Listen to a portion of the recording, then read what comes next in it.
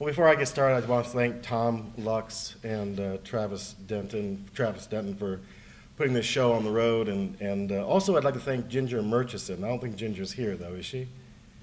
Yeah, because Ginger is the first person who really was in touch with me about what was happening at Poetry at Tech, and I just think this is one of the most incredible programs, and just the way Tom reaches out into the community as well as to the students, it's just a wonderful thing. And thank you for having me here, and I'm looking forward to reading to you for a little while.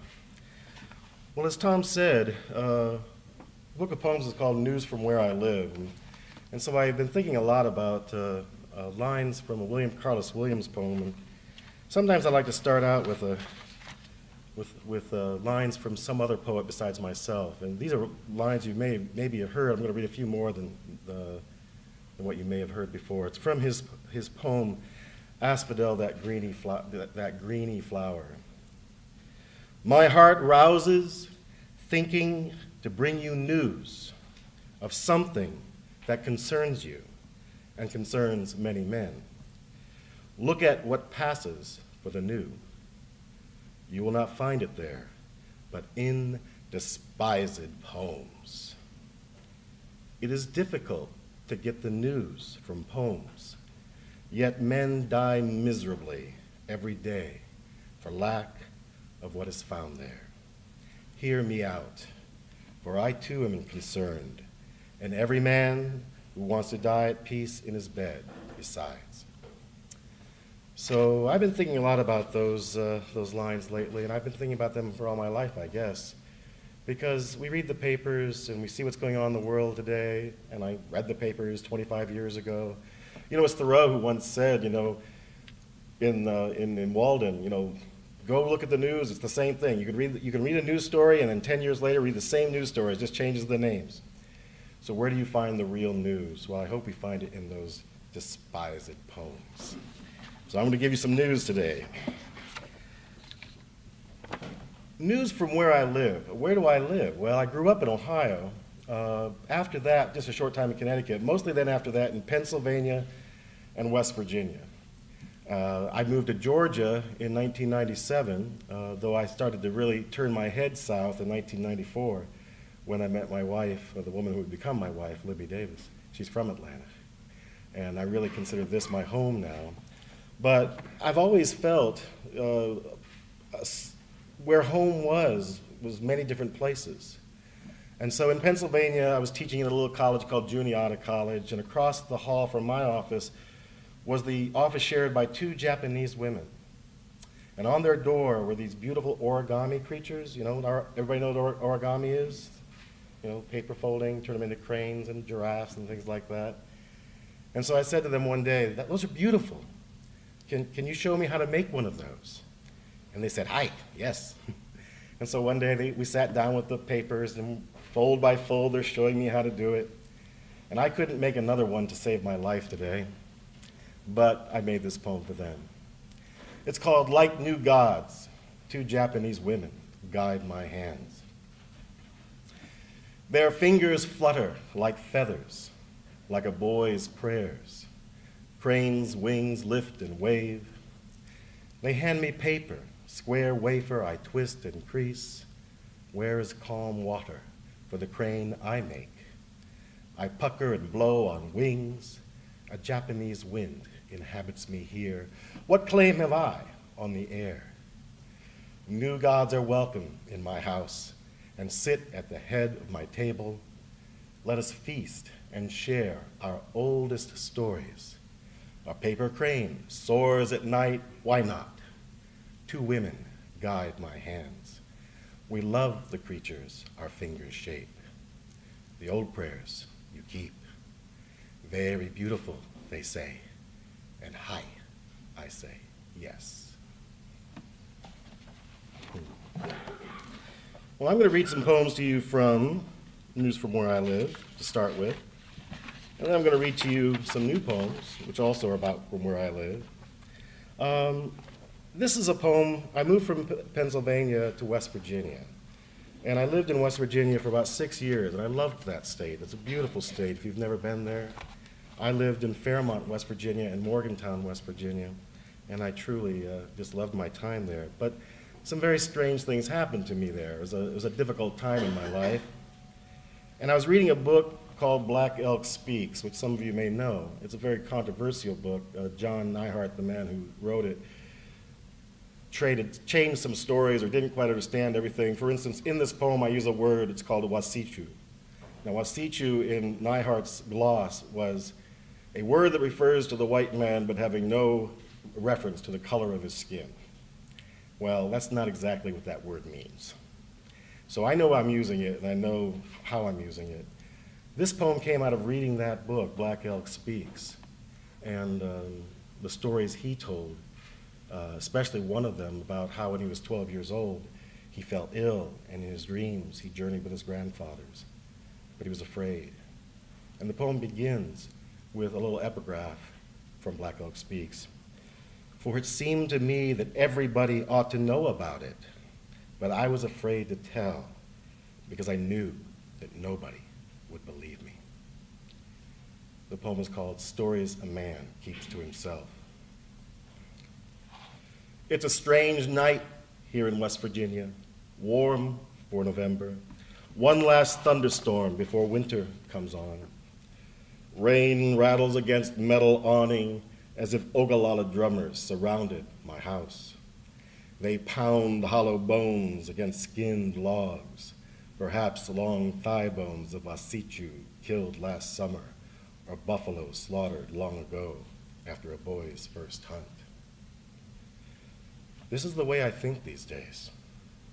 When I read what Black Elk dreams and what he remembers, I know something creeps into me that keeps me awake at night and that I take with me when I sleep.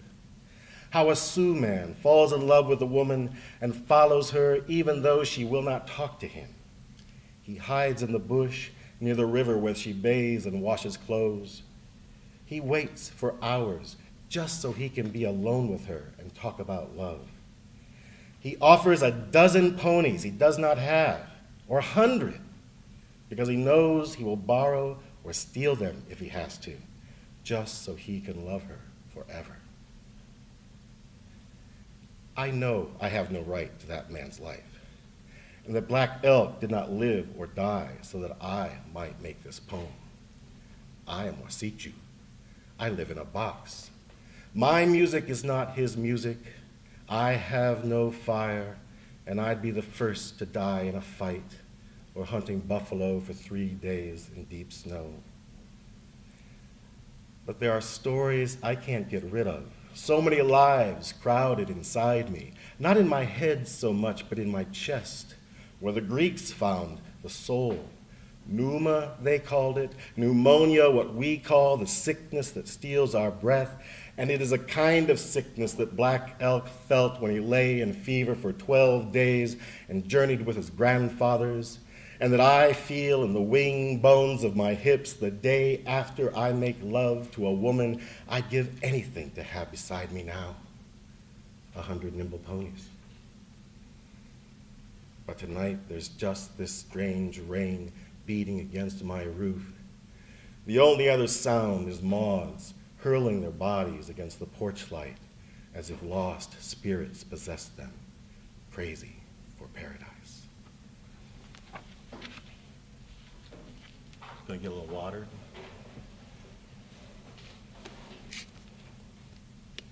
Well, I'm gonna move from West Virginia to Georgia now, where I've called home now for quite a while.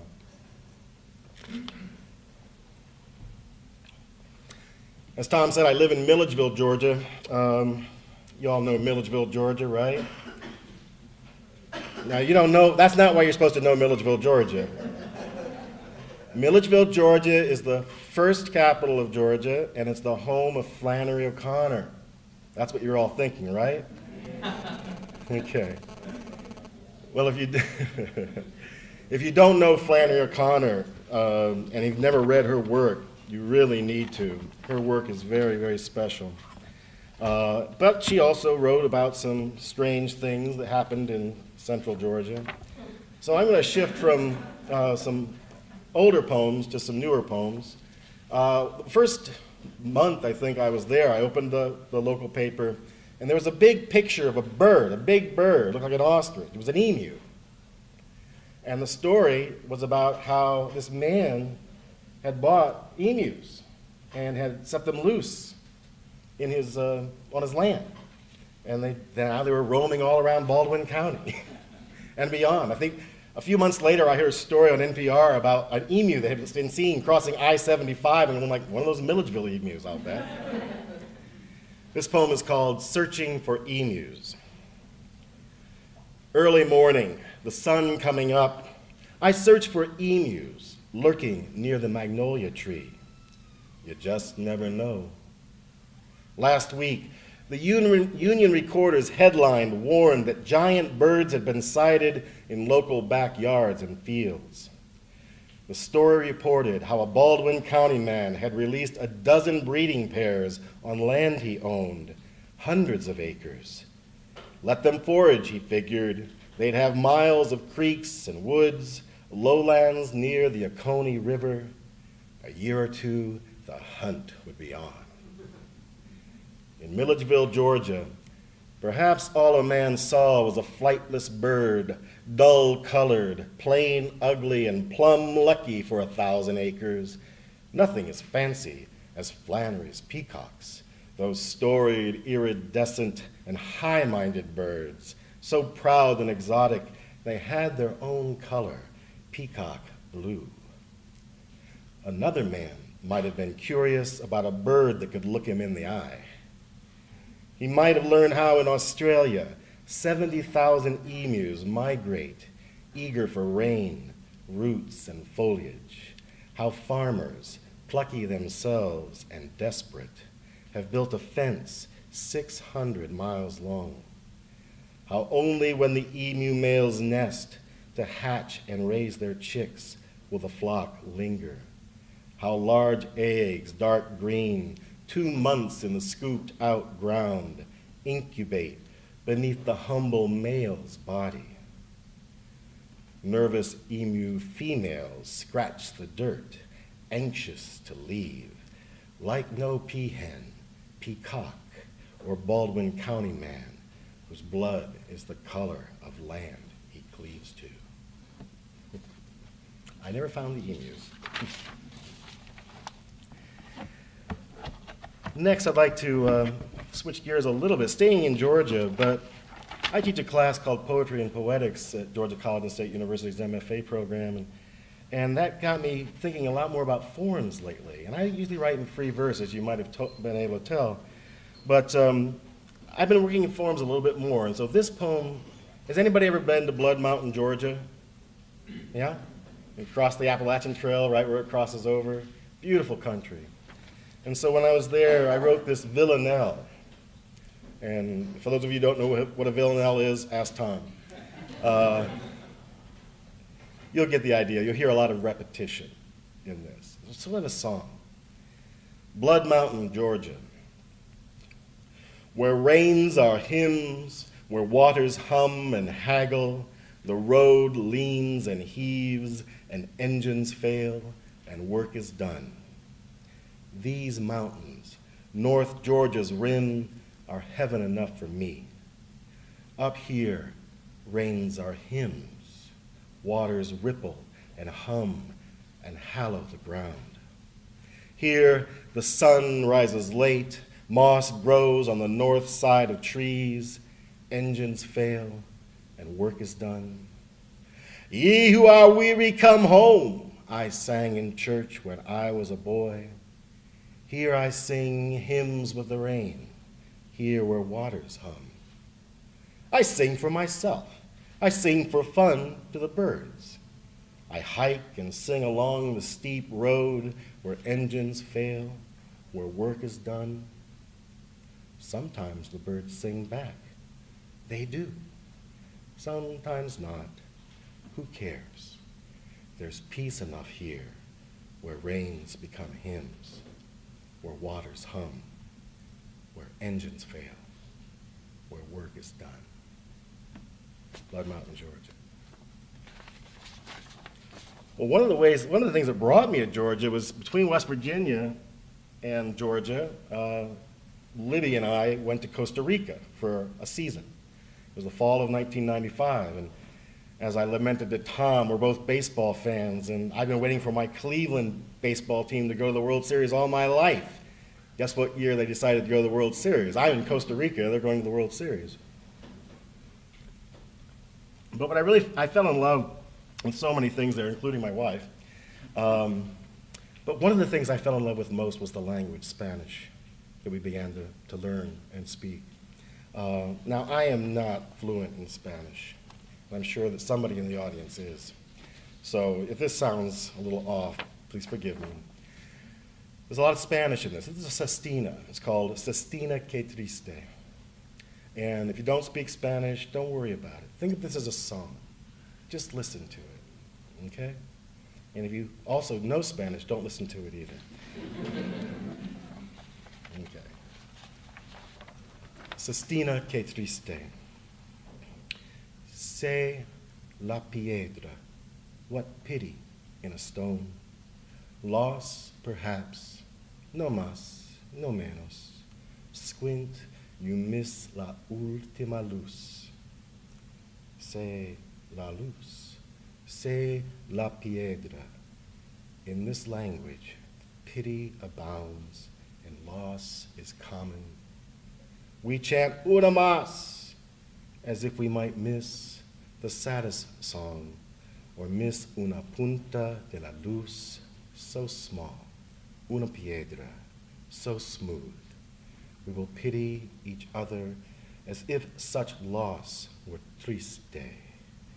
Que más, mucho más y mucho menos. I miss nuance. Say luz, mean la raza. Say piedra, mean pebble. A pity, this meaning I've lost.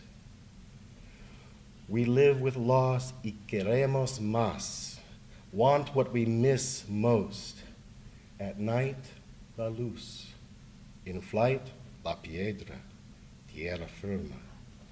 Want pity when we have no pity. In this language, loss lingers on the tongue, más o menos, and I miss la playa, la lengua de la costa, la luz en la mañana. I say piedra as if I'd said pity. Say luz as if I'd said loss. Only a word, una piedra. Such sad syllables, what I miss, la más. That was the Spanish, for those of you who know Spanish. Is that all right? Okay, thanks. Okay. Well, I want to switch gears just a little bit here, and actually a friend, Karen Head, is in the audience. Where are you? There you are. And she had asked for this poem, but luckily I'd already planned to read it. As Tom mentioned, I edited a journal called Arts and Letters. This is what it looks like right here. Our former colleague and the first full-time poetry editor for the journal was a woman named Susan Attafat Peckham, who was a wonderful poet of her own. And we suffered a great tragedy in our community when she and her husband and their two little children had gone to Jordan, where Joel and Susan were both Fulbright fellows, and it was a car accident.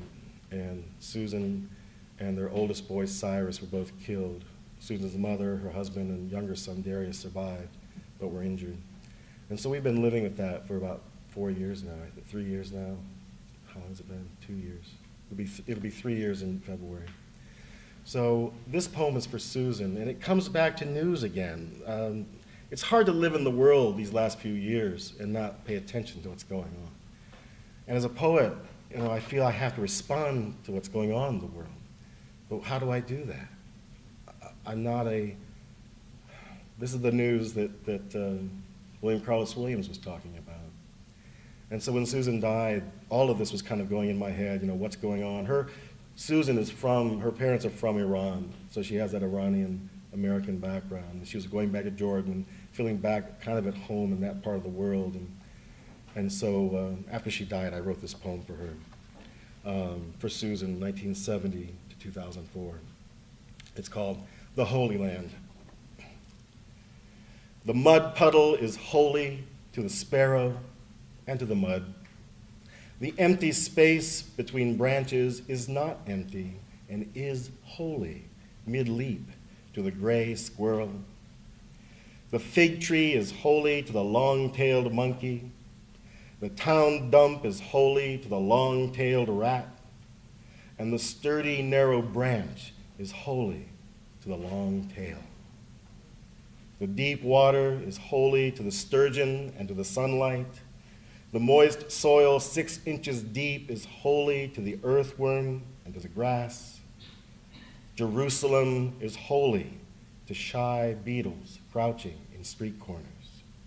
The busy road to Mecca is holy to the hungry crow. Washington dogs galump with joy on the holy land of Monument Park. If my friend were alive, a woman of the world, at home in Iran and New York, Geneva and Amman, she'd laugh. She'd say, "Watch where you step."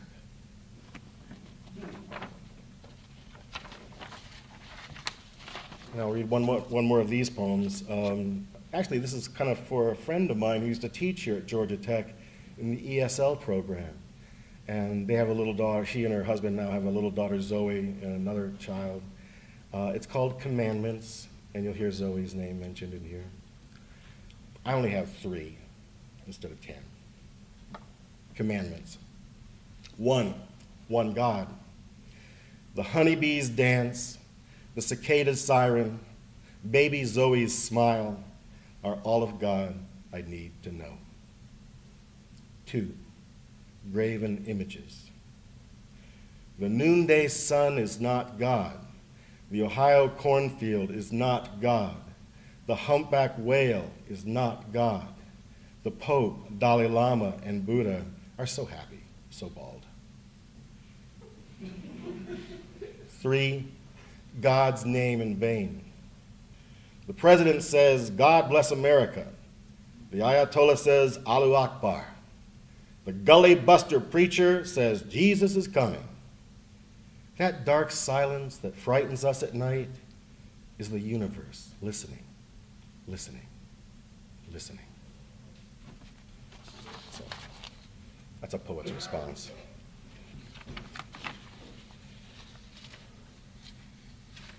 Well, I want to jump back into, I wanted to read one more poem to you here, actually. I want to finish with 3 poems for my father. Coming back home a little bit, as I said, I grew up in Ohio. And in Ohio, where'd that poem go? Here it is. I grew up in Ohio, and there must be some sons out there who have been challenged by their fathers in one way or the other, talking to their fathers, trying to get to know their fathers. Probably some daughters out there who've been challenged by their mothers, right? And as I get older, of course, I feel closer to my father. So I'm going to finish with 3 poems that are for my father, and they take me back to Ohio. We'll start with a very young poem, when I was very young. True story. People ask me all the time, are your poems real? I said, as far as I know, they're real. But the honest to God truth is, my poems are most often about true stories. I don't make this stuff up. Well, sometimes I do, but 90% of it I don't. I wanted to read this poem because Dan Beach is in the audience, Dan, and this poem was published in the Atlanta Review, and so thank you. How like a son. The boy died, my mother said, in your father's arms. 10 years old, I listened to my mother's story, how years ago a woman had shifted gears in a hurry, backed over her son, braked, panicked, shifted again, jerked forward. The boy was twice crushed. My father tried to help. But when I heard this story, I wanted to be that boy, look into my father's eyes and believe he could save me, hold on to my life as if it were his own. How like a son to heap more death on his father. How like a boy to hoist a man up, hang him high, and years later wonder why the old man's so aloof.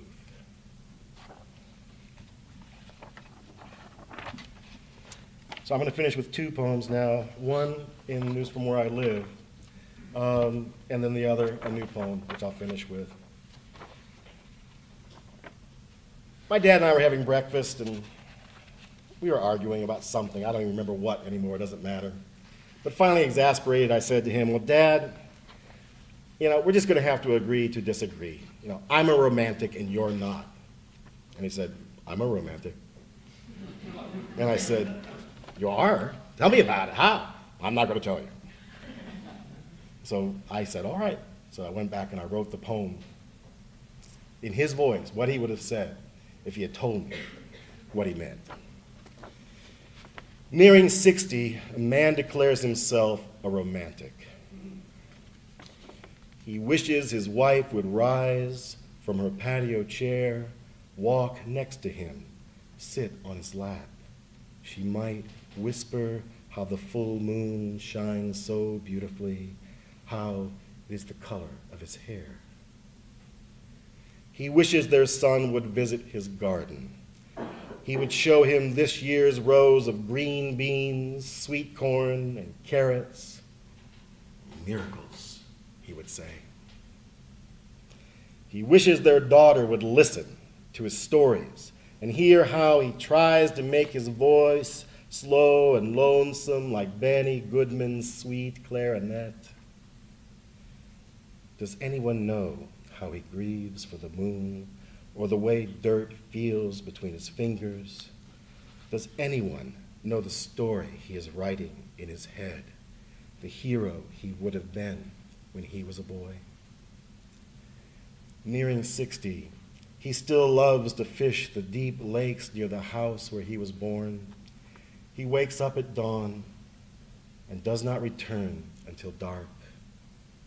Today, he climbs into his small boat, dips oars into the lake, and rows the way his father taught him, soundlessly, pulling slowly against the weight of the water. He wishes his father could see how his large hands make perfect moons in the air around him, how everything circles back, how his whole body rocks in heroic rhythm to his rowing. My dad, the romantic. Well, you heard me mention my father and his father. I'll end on this poem called Back Roads.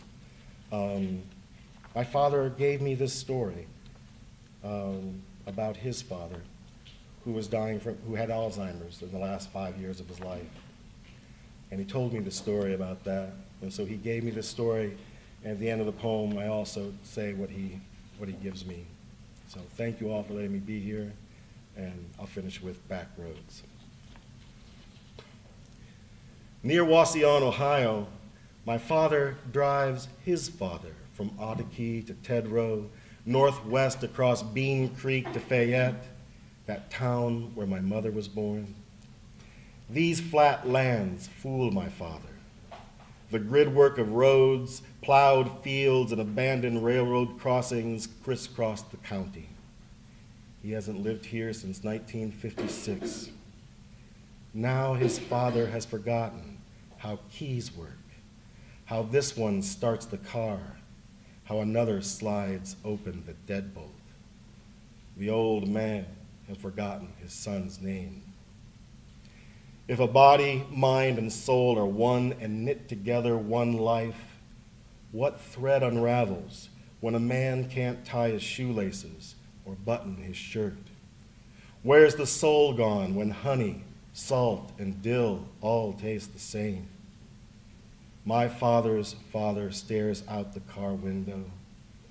40 years ago, he and his son sold eggs in Wasion and Maumee, raised hogs, planted corn. They built the Ohio Turnpike, a road that emptied the land west of Toledo. Now my father is lost, steers by instinct. He knows that soon he'll have to give up, pull over, and ask some stranger for help. After my grandfather has died, my father tells me this story about back roads I'd never find on a map. He tells me how his father said, "Turn here," pointing east, then said, "Turn," and again, "Turn," past old barns, cottonwoods, all the way home.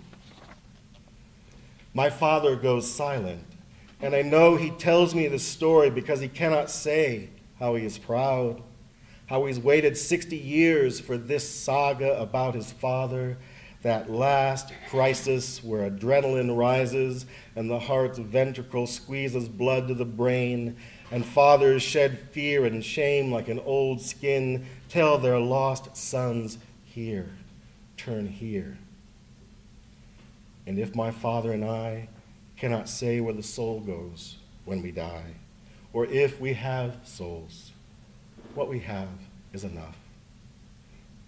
I have his nose, his big thighs. My body, older now, will make a good fit for his discarded skin. Thank you.